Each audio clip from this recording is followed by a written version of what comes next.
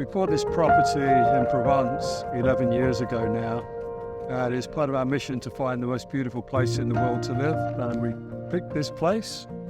After we got here, we decided to plant vines, which is our passion now. So 2015, we planted for the first time, so 9 years ago now, and we decided to do red wine.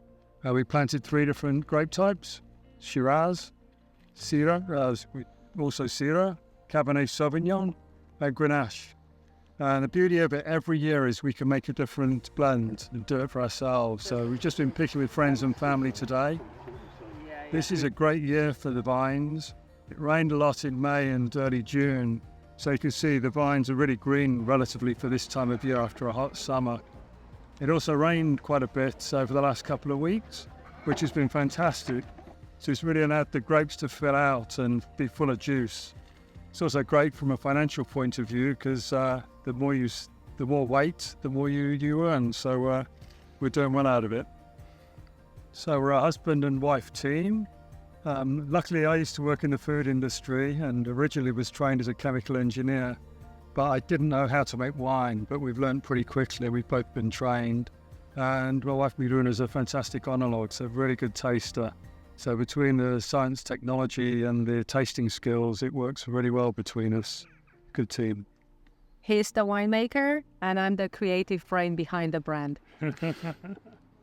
So the way the wine picking process happens is we get friends and family from all over the world. They come here for a few days and they help us pick the grapes. So this year we've got my friend Jen from New York here, my friend Jen from Cotignac, who is actually Canadian. We've got my mom and my cousin who came from Romania.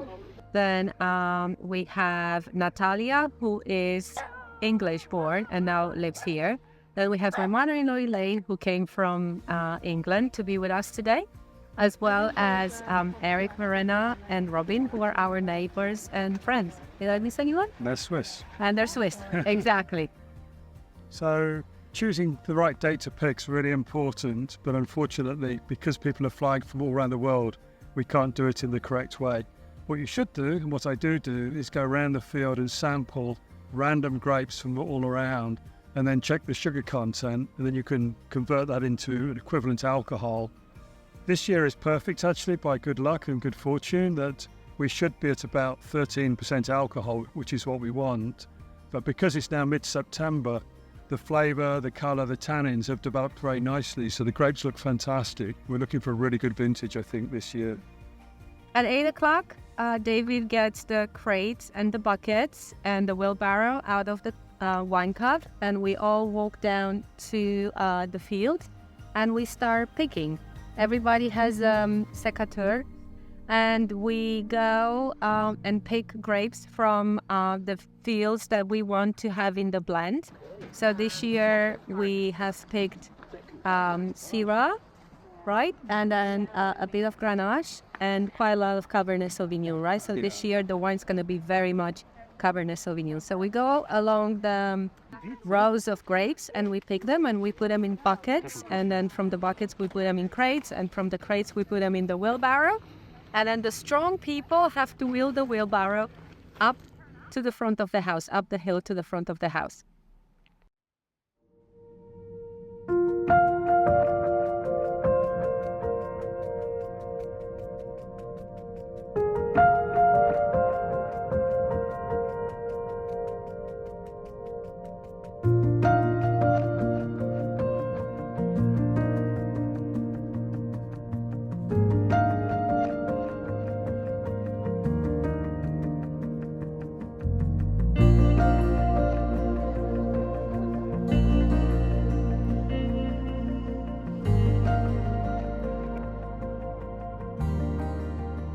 So after we finish picking, we gather under the micocoulier tree in front of the house, and we all have coffee, croissants, and pain au chocolat.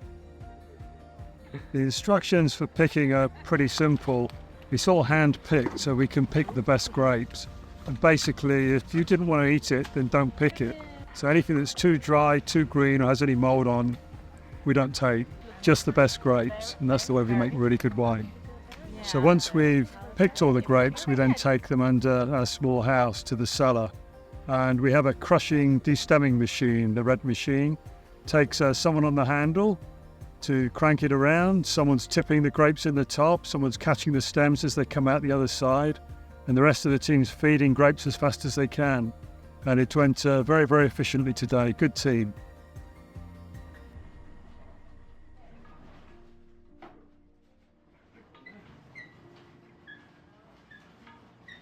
When we planted the grapes, we had the choice of what style of wine to make. And typically for this area, rosé is the big thing. But rosé is really good for the first year, really fresh and delicious. Second year, it's fading and going to touch orange. And third year, it's not very good at all. And the whole purpose of this is to enjoy making wine and look to the future. So we chose to make red wine because you see it age and develop. It's like a living organism almost. It just keeps changing and developing, which is part of the fascination. It's good fun. So getting the crushed destemmed grapes into the tanks, the first big step, and probably the most critical, because if that's good quality, then your wine can become good quality. After that, I then need to add the yeast, and then it ferments for about typically 10 days. It depends on the temperature a bit and how vigorous the yeast is. After that, I leave it maybe 2 more weeks to macerate fully, which allows all the colour, the flavour, the tannins to go into the liquid phase, and then we're ready to press. And that takes maybe 2 people, 3 people. The first part is you pump out all the liquid at the bottom of the tank, the free run, and then you open the big door of the tank and you start taking out the grapes and put them in the press. And then you get the pressed liquor, which is much stronger, more pungent, more tannic, and you blend the two together. And after that, it's a matter of aging the wine and doing it as you see fit. You can add oak chips. I do that some years. The other technique is oak barrel. So last year's is in an oak barrel still, aging for 1 year. And we do it by taste. That's when Miruna comes in with the great taste buds. And then every year we aim to make about 300 bottles. We've had years when we ended up doing a bit more because we picked too many grapes. So we had about 450 bottles. But the aim is to have about 300 bottles, which we then drink with friends and family.